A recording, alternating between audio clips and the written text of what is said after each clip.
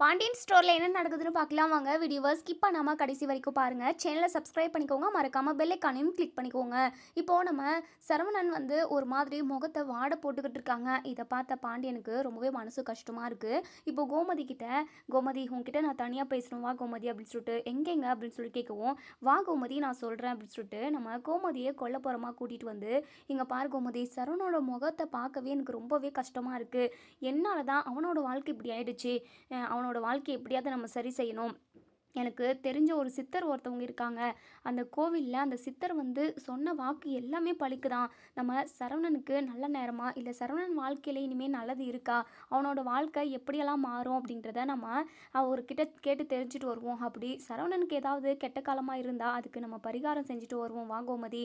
இப்போது நம்ம கடவுளை நோக்கி போகிறத தவிர மற்றபடி எனக்கு வேறு எந்த வழியுமே தெரியல. சரவணனோட வாழ்க்கையை எப்படியாவது சரி செய்யணும். எனக்கு ஒவ்வொரு நிமிஷமும் ரொம்ப குற்ற உணர்ச்சியாக இருக்குது கோமதி. அவன் லவ் பண்ண பொண்ணை கல்யாணம் பண்ணிக்கிட்டு இருந்தா கூட அவன் பாட்டுக்கு ஏதோ சந்தோஷமாக இருந்திருப்பானோ என்னவோ, என் பேச்சை கேட்டு அந்த மயில் கழுத்தில் தாலியை கட்டினான். இப்போது அவன் வாழ்க்கையவே தொலைச்சிட்டு நின்றுக்கிட்டு இருக்கான். இதெல்லாம் பார்த்து பார்த்து எனக்கு ஒரு மாதிரி கஷ்டமாக இருக்குது. எப்படியாவது அவனோட வாழ்க்கையை சரி செஞ்சு வச்சிடணும் கோமதி. வா கோமதி, நீ நானும் மட்டும் போயிட்டு வருவோம் அப்படின்னு சொல்லிட்டு, சரிங்க நீங்கள் சொல்கிறதும் கரெக்டு தான். நம்ம அந்த சித்தர்கிட்ட வாக்கு கேட்டு பார்ப்போம், அவர் என்ன சொல்கிறான்னு பார்ப்போம் அப்படின்னு சொல்லிட்டு இங்கே நம்ம கோமதியுமே சொல்கிறாங்க. இப்போது இவங்க 2 பேருமா கிளம்புறாங்க. இப்போது நம்ம கதிர்கிட்ட, டே கதிர், சரவணனை பார்த்துக்கோடா, அவனுக்கு ஏதாவது சாப்பிட கொடு, அவன் சாப்பிடவே மாட்டேன்னு சொல்லிட்டு அடம் பிடிச்சிக்கிட்டு இருக்கான், பார்த்துக்கோப்பா அப்படின்னு சொல்லுவோம். அம்மா நான் பார்த்துக்குறேம்மா, நீங்கள் போயிட்டு வாங்க, எங்கேயோ போகிறேன்னு சொல்லிட்டு கிளம்பியிருக்கீங்க, போயிட்டு வாங்க நான் பார்த்துக்குறேன் அப்படின்னு சொல்லிட்டு நம்ம கதிர் வந்து சொல்கிறாங்க. இன்னொரு சைடு இங்கே நம்ம மயில் வந்து பயங்கரமாக அழுகுறாங்க. நம்ம எதுக்காக இனிமேல் இங்கே இருக்கணும், நம்ம மாமா கூட தான் நம்ம இருக்கணும், நம்ம வீட்டில் தான் இருக்கணும். அம்மா நான் வெளியே போயிட்டு வரேன் அப்படின்னு சொல்லிட்டு எங்கள் பாக்கியத்துக்கிட்ட சொல்லவும், பாக்கியம் இருந்துட்டு, ஏய் எங்கடி போகிற, வெளியே போனேன் அப்படின்னா அக்கம் பக்கம் இருக்கிறவங்க எல்லாருமே என்ன எதுக்கு வந்த, ஏன் தனியாக வந்த, என்ன உன் வீட்டில் பிரச்சனையா அப்படின்னு சொல்லிட்டு கேள்வி கேட்க ஆரம்பிச்சிருவாங்கடி.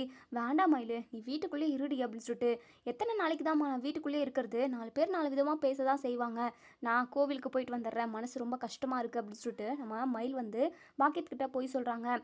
உடனே இங்கே நம்ம சுடர் இருந்துட்டு, அம்மா அதான் அக்கா கோவிலுக்கு போயிட்டு வரேன்னு சொல்கிறாள்ல, அவரோட மனசுமே கொஞ்சம் சாந்தமாக இருக்கும், நீ போயிட்டு வாக்கா அப்படின்னு சொல்லிட்டு உடனே பாக்கி இருந்துட்டு, ஏய் சுடர், பெரிய மனுஷி மாதிரி பேசிக்கிட்டு இருக்காதிரி அப்படின்னு சொல்லிட்டு நம்ம சுடர் மேலே கோவப்படுறாங்க. உடனே இங்கே மயில் இருந்துட்டு, அம்மா நான் வேறு எங்கேயுமே போக மாட்டேம்மா, நான் கோவிலுக்கு போயிட்டு வந்துடுறேன் அப்படின்னு சொல்லிட்டு இங்கே நம்ம மயில் வந்து கிளம்பிடுறாங்க நம்ம கோமதியோட வீட்டுக்கு தான். இப்போது கோமதியும் நம்ம பாண்டியனும் அந்த கோவிலுக்கு போயிடுறாங்க. கோவிலுக்கு போனால் அங்கே அந்த சித்தர்கிட்ட வாக்கு கேட்கறதுக்காக நிறைய கூட்டம் இருக்காங்க.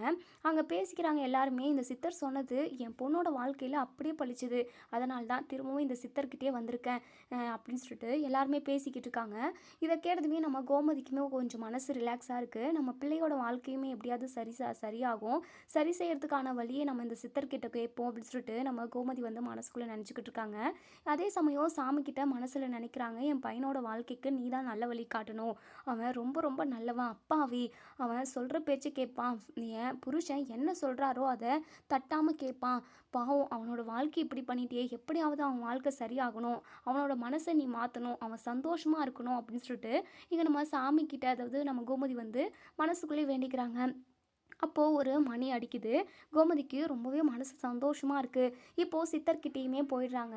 நம்ம பாண்டியன் இருந்துட்டு, சுவாமி உங்ககிட்ட என் பையனோட நல்லதுக்காக உங்ககிட்ட வாக்கு கேட்கறதுக்காக வந்திருக்கோம், என் பையனோட வாழ்க்கை இப்படியெல்லாம் ஆயிடுச்சு அப்படின்னு சொல்லிட்டு நடந்த விஷயத்த எல்லாத்தையுமே சொல்கிறாங்க. இப்போது எங்கள் சித்தருமே எல்லாத்தையுமே கணிச்சு கண்ணை மூடி கொஞ்ச நேரம் தியானத்துக்கு போகிறாங்க. அப்புறம் கண்ணை விழித்து சொல்ல ஆரம்பிக்கிறாங்க. இங்கே பாருங்கம்மா, அந்த பொண்ணு உங்கள் பையனுக்கு சரியானவ கிடையவே கிடையாது, அவள் எப்போவோ உங்கள் வீட்டை விட்டு போக வேண்டியவ, ஆனால் இப்போ தான் போயிருக்கா, சரி அதெல்லாம் ஒரு பிரச்சனையும் இல்லை, அந்த பொண்ணு உங்கள் பையன் கூட ஒன்று சேர்ந்து வாழ்ந்தா உங்கள் பையனோட வாழ்க்கை தான் கெட்டு போகும், அந்த பொண்ணு உங்கள் பையனுக்கு வேண்டவே வேண்டாம், அது மட்டும் இல்லாமல் அந்த பொண்ணு, அதாவது உங்கள் மருமக, அவளுக்கு ஏற்கனவே கல்யாணம் நடந்து ஒரு குழந்தையும் இருக்குது, அந்த குழந்தையே அவங்க அனாத ஆசிரமத்தில் விட்டுட்டு தான் உங்கள் பையனுக்கு மயிலை வந்து, அதாவது உங்கள் மருமகளை அதாவது கல்யாணம் பண்ணி வச்சுருக்காங்க 2ஆம் தாரமாக அப்படின்னு சொல்லிட்டு இங்கே சித்தர் சொல்லவும், இதை கேட்ட நம்ம பாண்டியனும் நம்ம கோமதியும் பயங்கரமாக அதிர்ச்சி ஆகுறாங்க. என்ன சுவாமி சொல்கிறீங்க, நீங்கள் சொல்கிறது உண்மையா, என்னால் நம்பவே முடியல அப்படின்னு சொல்லிட்டு. ஆமாம்மா, அவங்க வாயை திறந்தாலே எல்லாமே பொய்யா தான் இருக்கும், அவங்க வந்து சரியில்லை, உங்கள் பையனோட வாழ்க்கையை சரி செய்கிறதுக்கான ஒரு வழியை நான் காட்டுறேன். அதுக்கான வழி என்னன்னு உங்ககிட்ட நான் சொல்கிறேன் அப்படின்னு சொல்லிட்டு சொல்கிறாங்க. இப்போது கோமதி பயங்கரமாக அழுக ஆரம்பிச்சிடுறாங்க. அங்கவே சித்தர் இருந்துட்டு, இங்கே பாருமா, நீங்கள் அழுகாதே அழுகாதீங்க, உங்கள் பையனோட வாழ்க்கை கண்டிப்பாக மாறும். அந்த பொண்ணு தானே வீட்டை விட்டு போயிடுச்சுல, நீங்கள் அனுப்பிட்டீங்களே, இனிமேல் அந்த பொண்ணை வீட்டுக்குள்ளே சேர்த்தவே கூடாது. அந்த பொண்ணு திரும்ப வந்துச்சு அப்படின்னா உங்கள் பையனுக்கு ராகு காலம் ஸ்டார்ட் ஆயிடுச்சுன்னு தான் அர்த்தம். உங்கள் பையனுக்கு என்ன செய்யணும் அப்படின்றத நான் இப்போ உங்ககிட்ட சொல்கிறேன் அப்படின்னு சொல்லிட்டு இப்போது நம்ம சாமியார் வந்து சொல்ல ஆரம்பிக்கிறாங்க. அதாவது உங்கள் பையனுக்கு ரெண்டாம் தாரமாக ஒரு கல்யாணத்தை பண்ணி வச்சுருங்க அப்படின்னு சொல்லுவோம். இதை கேட்டதுமே பாண்டியன் இருந்துட்டு, இதுக்கெல்லாம் என் பையன் ஒத்துக்குவானா என்னன்னு தெரியல சுவாமி அப்படின்னு சொல்லி கேட்கவும், கண்டிப்பாக ஒத்துக்குவான், இதுதான் அவனோட தலையெழுத்தே. அவனுக்குன்னு ஒரு பொண்ணு பிறந்து வளர்ந்து ரெடியாக இருக்குது. கூடிய சீக்கிரமே அந்த பொண்ணுமே உங்கள் கண்ணில் சிக்கும். சீக்கிரமாகவே உங்கள் பையனுக்கு ரெண்டாம் தரமாக கல்யாணம் பண்ணி வச்சுடுங்க. இன்னும் அதான் இப்போ வீட்டை விட்டு துரத்துனீங்களே அந்த பொய்க்காரியே, அவளை திரும்பவும் வீட்டுக்குள்ளே சேர்த்தவே சேர்த்தாதீங்க. அவளால் உங்களுக்கு எக்கச்சக்கமான துன்பம் மட்டும்தான் வரும். மற்றபடி அவளால் எந்த ஒரு நற்பயனும் கிடைக்கவே கிடைக்காது அப்படின்னு சொல்லிட்டு சொல்கிறாங்க. இப்போது கோமதி ரொம்பவே மனசு வருத்தப்படுறாங்க. இப்படிப்பட்ட பொண்ணை போயிட்டு நம்ம பிள்ளைக்கு கல்யாணம் பண்ணி வச்சுட்டோமோ அப்படின்னு சொல்லிட்டு ரொம்பவே ஃபீல் பண்ணுறாங்க. சுவாமி, நீங்கள் சொன்ன மாதிரி எல்லாம் நடக்குமா? சரவணனோட மனசு மாறுமா? அவனோட வாழ்க்கை நல்லா இருக்கும்ல அப்படின்னு சொல்லி கேட்கவும், கண்டிப்பாம்மா, நான் சொன்னது எப்போவுமே கரெக்டாக நடந்து தான் இருக்குது. எத்தனையோ பேர் வந்து என்கிட்ட திரும்பவும் வந்து என்கிட்ட பணம் கூட கொடுப்பாங்க. நான்லாம் பணமெல்லாம் வாங்குறதில்லம்மா. நீங்கள் அப்படி ஏதாவது செய்யணும் அப்படின்னு நான் நினச்சிங்கன்னா கூட இந்த கோவிலுக்கு நிறைய பேர் வராங்க, அவங்களுக்கு அன்னதானம் பண்ணுங்கள், சுவாமிக்கு ஏதாவது புடவை எடுத்து கொடுங்க.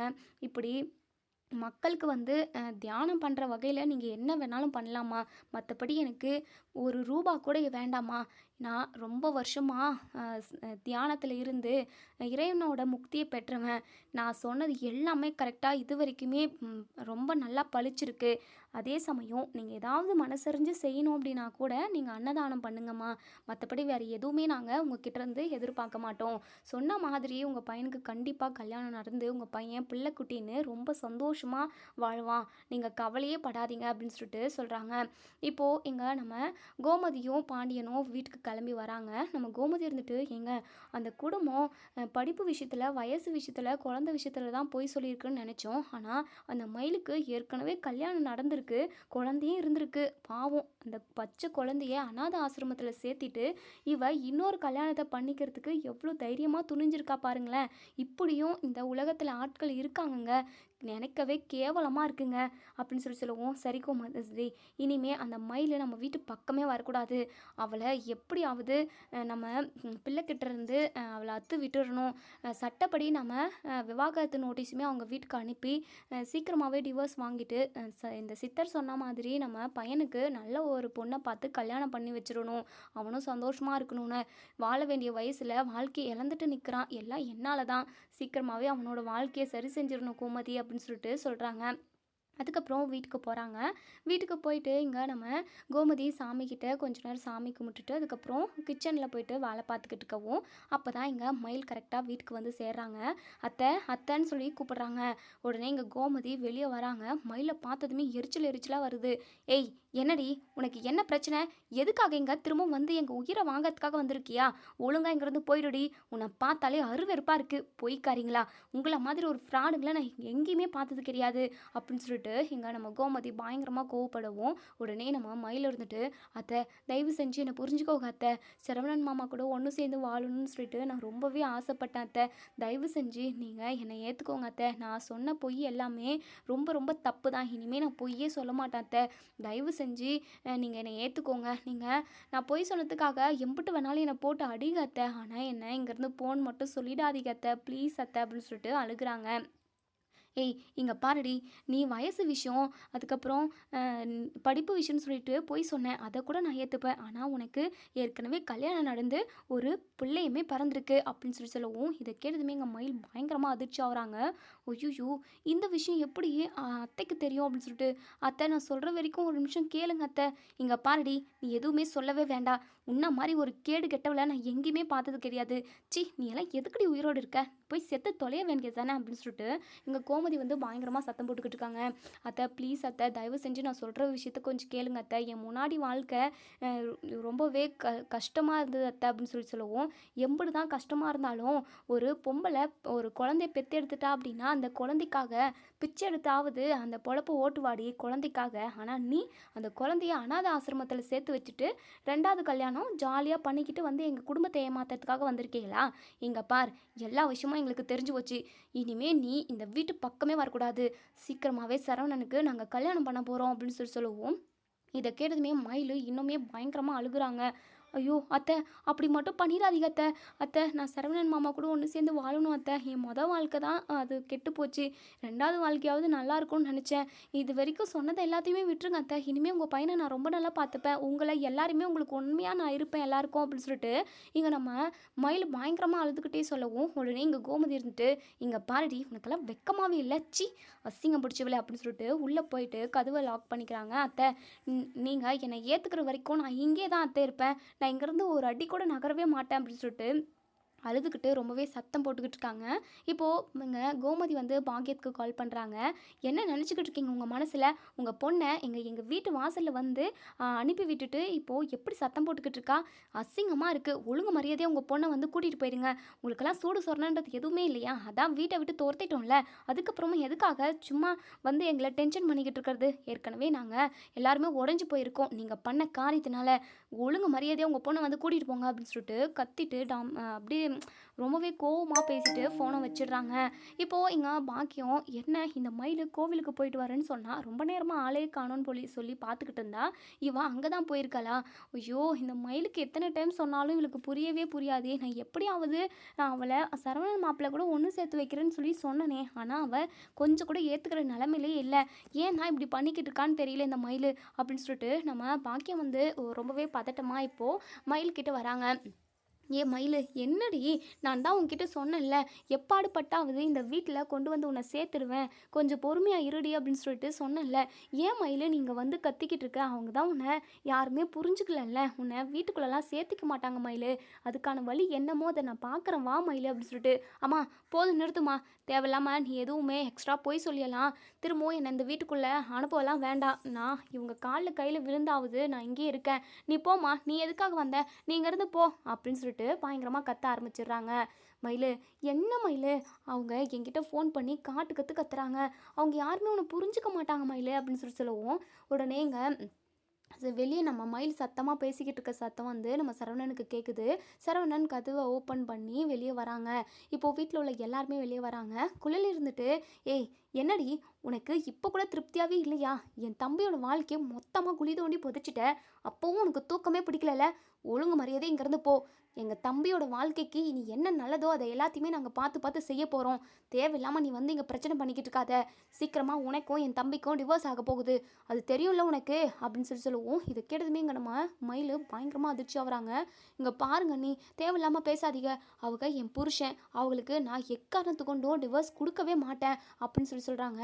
உடனே சரவணன் இருந்துட்டு, ஏய் மயில், இதுக்கப்புறம் ஒரு வார்த்தை இங்கே பேசிக்கிட்டு இருந்தா அப்படின்னா அவ்வளோதான், நடக்கிறதே வேற.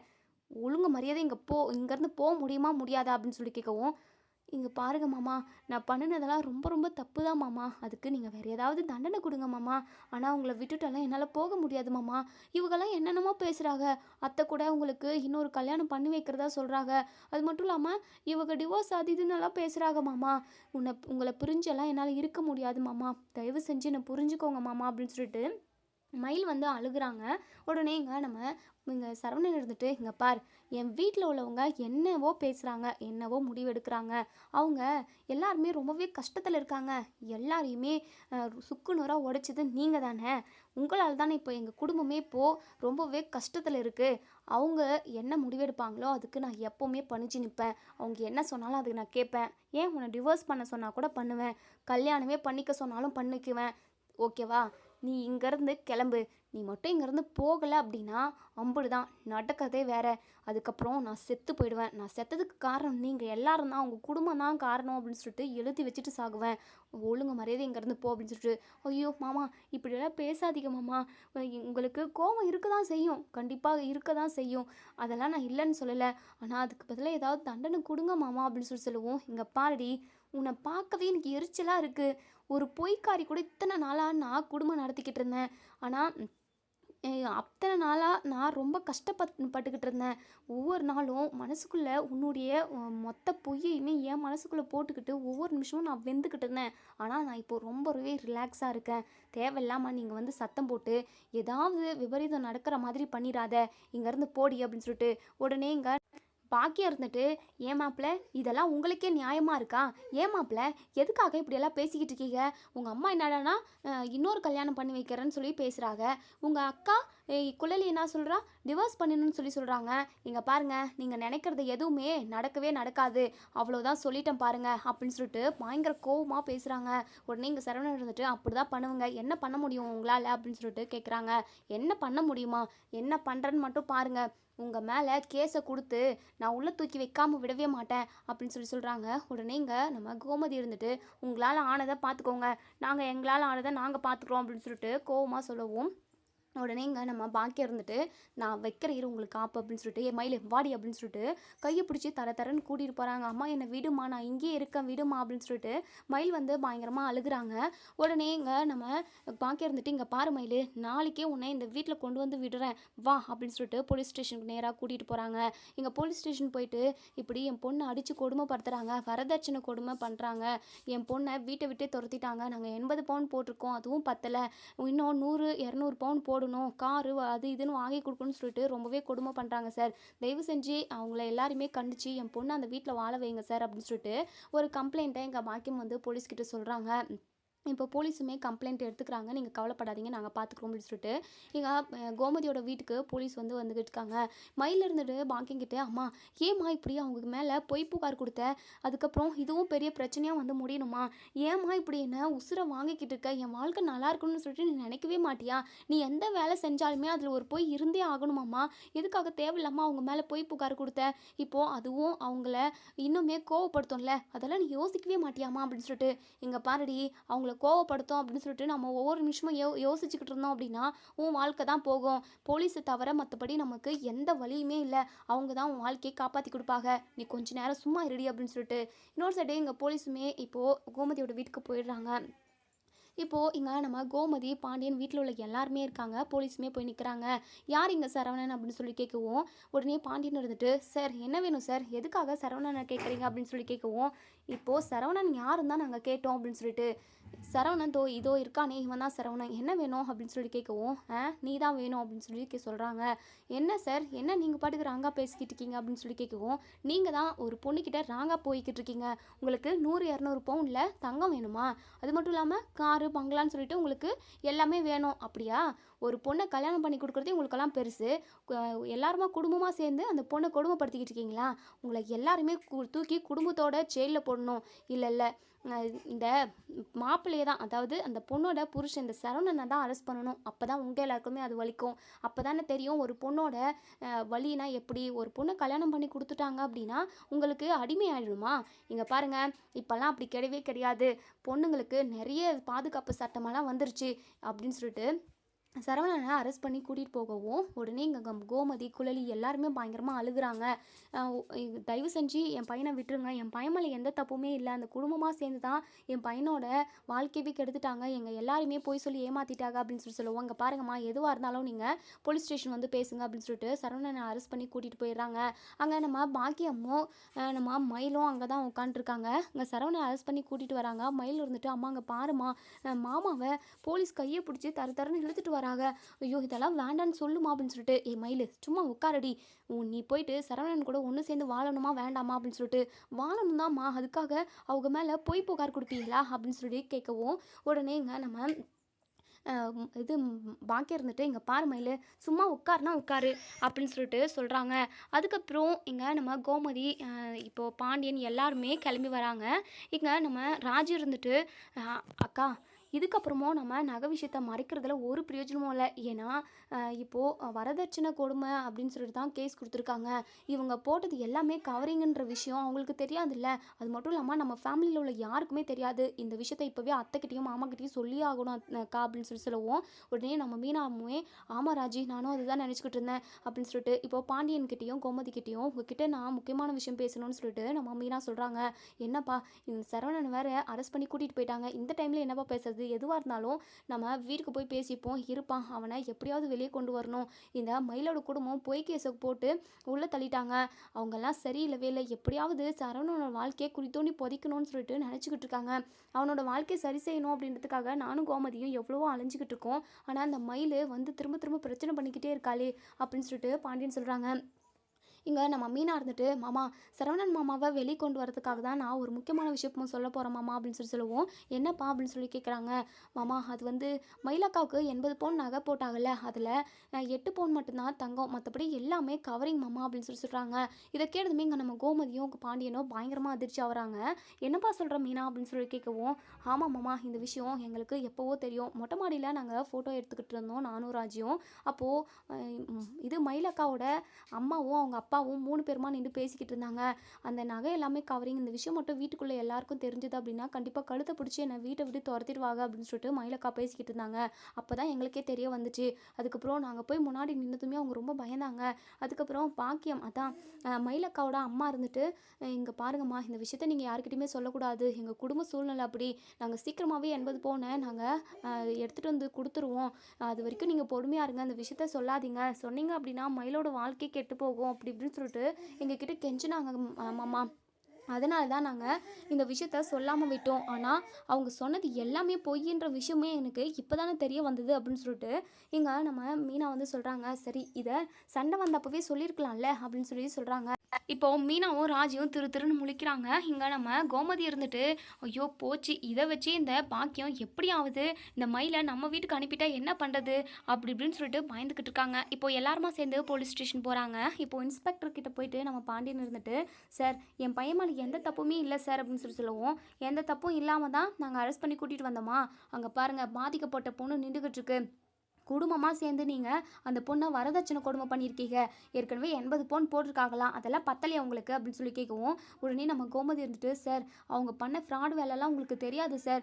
இவங்க 80 பவுன் போடவே இல்லை சார். 8 பவுன் தான் தங்கமாக போட்டிருக்காங்க, மற்றபடி எல்லாமே கவரிங் தான் சார் அப்படின்னு சொல்லுவோம். உடனே எங்கள் பாக்கியம் ஐயோ எப்படியெல்லாம் போய் பேசுகிறாங்க பாருங்கள் சார். என் பொண்ணு நல்லா இருக்கணுன்றதுக்காக, என் பொண்ணை நல்லா வாழ வைக்கணுன்றதுக்காக நாங்கள் கடன் வாங்கி சிறுக சிறுக சேர்த்து வச்சு எம்புட்டோ கஷ்டப்பட்டு அந்த நகையை நாங்கள் போட்டோம். இப்போ பார்த்தீங்களா 80 பவுன் போட்டதை 8 பவுன் சொல்லி தான் சொல்கிறாங்க. ஐயோ சார் எப்படி சார் என் பொண்ணை நான் இந்த குடும்பத்தில் விடுறது? அப்படியே விட்டாலும் என் பொண்ணு உயிரோடு விடுவாங்களான்னு தெரியலையே. 80 பவுன் போட்டதை 8 பவுன் சொல்கிறாங்களே அப்படின்னு சொல்லிட்டு இங்கே நெஞ்சு அடிச்சுக்கிட்டு அழ ஆரம்பிச்சிடுறாங்க பாக்கியம். உடனே இங்கே போலீஸ் இருந்துட்டு, என்னம்மா சொல்லிக்கிட்டு இருக்கீங்க? அவங்க தான் 80 பவுன் போட்டதா சொல்கிறாங்கல்ல, நீங்கள் என்னன்னா 8 பவுன் சொல்கிறீங்க. என்ன இதிலேயே கள்ளத்தனம் பண்ணிக்கிட்டு இருக்கிறீங்களா அப்படின்னு சொல்லி கேட்கவும், சார் நாங்கள் சொல்கிறது உண்மைதான் சார். இதோ இங்கே உட்காந்துட்டுருக்காளே மயில், அவளுக்கு என் பையனை விட 2 வயசு அதிகம் சார். ஆனால் 2 வயசு கம்மி அப்படின்னு சொல்லிட்டு எங்கள் பையனுக்கு கல்யாணம் பண்ணி வச்சாங்க. அது மட்டுமா அவள் எம்ஏ படிச்சிருக்கிறதா சொன்னாங்க. அதுவும் நாங்கள் படிச்சிருக்கியா இல்லையான்னு என்ன ஏதுன்னு கூட கேட்கல சார். அவங்களா சொன்னாங்க எம்ஏ முடிச்சிருக்கிறதா. ஆனால் 12ஆம் கிளாஸ் தான் சார் முடிச்சிருக்காங்க. இப்படி எக்கச்சக்கமான பொய் சொல்லியிருக்காங்க சார். அதெல்லாம் கூட விடுங்க சார், வயிற்றில் குழந்தையே இல்லை, ப்ரெக்னெண்ட்டாக இருக்குன்னு சொல்லிட்டு எல்லாருக்கிட்டையுமே பொய் சொன்னா சார். இப்படி எக்கச்சக்கமான பொய்யை சொல்லி என் பையனை அவள் ரொம்பவே கொடுமை பண்ணா சார். அது மட்டுமா அவளுக்கு ஏற்கனவே கல்யாணம் ஆகி ஒரு குழந்தையுமே இருக்குது சார். அவள் வாழ்க்கையை காப்பாற்றிக்கணுன்றதுக்காக அந்த குழந்தைய அனாத ஆசிரமத்தில் சேர்த்துட்டு என் பையனுக்கு கூட 2ஆம் தரமாக கல்யாணம் பண்ணிட்டு வந்திருக்கா சார் இவ அப்படின்னு சொல்லிட்டு இங்கே நம்ம கோமதி வந்து ஒவ்வொன்றா எடுத்து சொல்லவும் இங்கே நம்ம போலீஸ்க்கே டவுட் வந்துடுது. என்னம்மா இவங்க சொல்கிறதெல்லாம் உண்மையா? உனக்கு ஏற்கனவே கல்யாணம் நடந்து ஒரு குழந்தை இருந்ததா? அதை நீங்கள் அனாத ஆசிரமத்தில் எடுத்துகிட்டு போய் சேர்த்துறீங்களா அப்படின்னு சொல்லி கேட்கவும் இங்கே மயில் திருன்னு முழிக்கிறாங்க. உடனே இங்கே நம்ம பாக்கியம் இருந்துட்டு, சார் அப்படியெல்லாம் இல்லவே இல்லை சார், நாங்கள் சொல்கிறது தான் உண்மை. மயிலுக்கெல்லாம் கல்யாணமெல்லாம் ஆகலை. அது மட்டும் இல்லாமல் அவங்க நாங்கள் 80 பவுன் போட்டோம். எல்லா நகையெல்லாம் விற்றுட்டு என் பொண்ணுக்கே தெரியாமல் திருடி விற்றுட்டு அவங்க குடும்ப செலவுக்காக எடுத்துக்கிட்டு வாங்க. ஏன் அவங்க பையனுக்கு இப்போ தான் கவர்மெண்ட் வேலை வாங்கினாங்க. எவ்வளோ 10 லட்ச ரூபா கட்டினாங்க சார். ஒரு வேளை என் பொண்ணோட நகையை திருடி தான் 10 லட்ச ரூபா லஞ்சமாக கட்டியிருப்பாங்க சார். அது மட்டுமா அவங்க பையனுக்கு இது ட்ராவல்ஸ் கம்பெனி கூட இப்போ தான் புதுதாக ஸ்டார்ட் பண்ணாங்க சார். என் பொண்ணை வீட்டை விட்டு துரத்ததுக்கு முன்னாடி தான் ஸ்டார்ட் பண்ணாங்க. எல்லாத்துக்குமே இவங்க யூஸ் பண்ணிக்கிட்டு இருந்திருக்காங்க சார் அப்படின்னு சொல்லவும் இதை கேட்டதுமே நம்ம கோமதி பாண்டியன் எல்லாருமே பயங்கரமாக ஷாக் ஆகுறாங்க. கோவம்னா அதிகமாக கோவம் வருது. போலீஸ் ஸ்டேஷனில் இருக்கிறதுனால நம்ம பாண்டியன் ரொம்பவே சைலண்ட்டாக இருக்காங்க. உடனே கோமதி இருந்துட்டு, சார் அவங்க சொல்கிறது எல்லாமே போய் சார். நாங்கள் கஷ்டப்பட்டு ஆளுமே இப்படி ஒரு கேவலமான வேலையை செய்யவே மாட்டோம் சார். வயலை விற்று தான் சார் இது கவர்மெண்ட் வேலைக்கே நாங்கள் 10 லட்ச ரூபா கட்டினோம். அது மட்டும் இல்லாமல் ட்ராவல்ஸ் ஆரம்பிக்கிறதுக்குமே நாங்கள் பேங்க்கில் லோன் போட்டிருக்கோம் சார். அதை நீங்கள் வேணால் பாருங்கள், ஸ்டேட்மெண்ட் எல்லாமே இருக்குது அப்படின்னு சொல்கிறாங்க. இப்போது மாற்றி மாற்றி சண்டை போட்டுக்கிறாங்க. இங்கே போலீஸ் இருந்துட்டு, கொஞ்ச நேரம் தயவு செஞ்சு அமைதியாக இருங்க, நாங்கள் விசாரிக்கிறோம், யார் மேலே தப்பு இருக்குது அப்படிங்கிறத கண்டுபிடிக்கிறோம், அதுக்கப்புறம் எதுவாக இருந்தாலும் ஆக்ஷன் எடுத்துக்கலாம் அப்படின்னு சொல்லிட்டு இங்கே போலீஸ் வந்து சொல்கிறாங்க. நம்ம கோமதி பயங்கரமாக அழுகுறாங்க. பாண்டியன் கிட்டே, ஏங்க அங்கே பாருங்கள், நம்ம பிள்ளை எந்த தப்புமே பண்ணலைங்க, தப்பு பண்ணாமல் ஜெயிலுக்குள்ளே இருக்காங்க, பார்க்குறதுக்கே மனசுக்கு அம்புட்டு கஷ்டமாக இருக்குங்க, எங்க ஏதாச்சும் பண்ணி சரவணனை வெளியே கொண்டு வாங்க அப்படின்னு சொல்லுவோம். செந்திலும் நம்ம கதிரும், அம்மா நீ கவலையே படாதம்மா, அண்ணன் மேலே எந்த தப்புமே இல்லை, தப்பு பண்ணவங்க அதோ இங்கே நிற்கிறாங்களே இவங்க தான், இவங்கள உண்டிலன் பண்ணலாம் இருமா அப்படின்னு சொல்லிட்டு உடனே நம்ம மீனா இருந்துட்டு மயில்கிட்ட போயிட்டு, அக்கா இதெல்லாம் உங்களுக்கே நியாயமாக இருக்கா, உங்களுக்கு கொஞ்சமாவது மனசாட்சின்னு ஒன்று இருக்கா, சரவணன் மாமாவை பற்றி உங்களுக்கே தெரியும்ல, அவர் பொய் சொல்லியிருக்காரா, நீங்களே சொல்லுங்கள், தப்பே பண்ணாமல் ஜெயிலுக்குள்ளே இருக்காரு, எல்லாத்துக்கும் காரணம் நீங்கள் தானேக்கா, நீங்கள் தானே நகை விஷயத்துலையுமே பொய் சொன்னீங்க, படிப்பு விஷயம் எல்லா விஷயத்துலையுமே நீங்கள் தானே பொய் சொன்னீங்க, தப்பு பண்ணது எல்லாமே நீங்கக்கா, ஆனால் மாமாவை உள்ளே அனுப்பியிருக்கீங்க, இங்கே பாருங்கக்கா, நீங்களாம் உங்கள் வாயால் உண்மையை சொன்னால் மட்டும்தான் மாமாவை வெளியே கொண்டு வர முடியும் அப்படின்னு சொல்லுவோம். உடனே இங்கே பாக்கி இருந்துட்டு, இங்கே பாரு அதெல்லாம் என் பொண்ணு எதுவுமே பேச மாட்டா, என் பொண்ணு அந்த வீட்டில் வந்து வாழணும், அதுக்கான வழியை நீங்கள் சொன்னீங்க அப்படின்னா நாங்கள் கேஸை வாபஸ் வாங்குகிறோம், மற்றபடி நாங்கள் எதுவுமே பேசவே மாட்டோம் அப்படின்னு சொல்கிறாங்க. உடனே நம்ம மயில் இருந்துட்டு, அக்கா என்னக்கா இதெல்லாம், உங்களுக்கு கொஞ்சமாவது மனசாட்சி இருக்காக்கா, மாமாவை பார்த்தா உங்களுக்கு பாவமாகவே இல்லையா, தயவு செஞ்சு உண்மையை ஸ்டேஷனில் சொல்லுங்கக்கா அப்படின்னு சொல்லிட்டு கெஞ்சுறாங்க. உடனே இங்கே நம்ம மயில் இருந்துட்டு சொல்ல வராங்க. இதோட இந்த ரிவ்யூ முடியுது. இதுக்கப்புறம் என்ன நடக்கும் சொல்லி வெயிட் பண்ணி பார்ப்போம் ஃப்ரெண்ட்ஸ். மயில் உண்மையை சொல்லி சரவணனை வெளியே கொண்டு வருவாங்களா அப்படின்றத நம்ம வெயிட் பண்ணி பார்ப்போம் ஃப்ரெண்ட்ஸ். வீடியோ பிடிச்சிருந்தா லைக் பண்ணி கமெண்ட் பண்ணி தெரிவிங்க. தேங்க்யூ.